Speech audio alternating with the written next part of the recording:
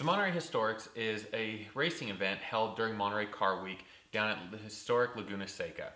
And if you've never been, I highly encourage you to go and check it out because being able to see all these amazing vintage race cars tearing it up on a track as historic as Laguna Seca is absolutely amazing.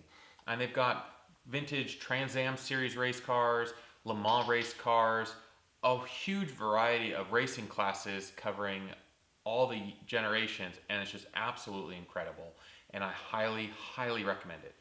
And that leads us into the topic of today's story, which is the 2012 Historics and why they're so special to me. So the very first reason why they're very special for the 2012 was it was the first time I'd actually gone to the historic races and seen this event.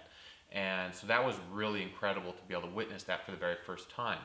The second reason was in 2012 at the New York Auto Show, SRT had announced the Viper was going to go back to Le Mans. And at the Historics, they had the new GTSR race Viper there on display to see. And I really wanted to check that car out in person. And it definitely did not disappoint seeing that car sitting there in person. It was absolutely incredible. The third and most important reason that the 2012 historic races are important to me is they were commemorating the 50th birthday of the Shelby Cobra.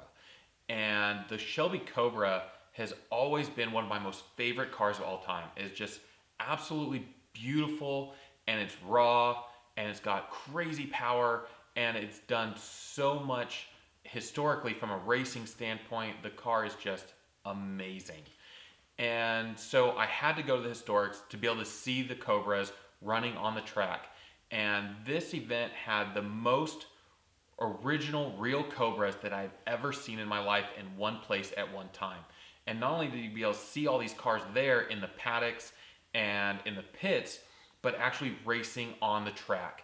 And not only did they have a bunch of the 289 race cars, but they had the 427s, and even a couple of Daytona Coupes were there at the event. And being able to see all of these historic Cobras in one place was absolutely mesmerizing.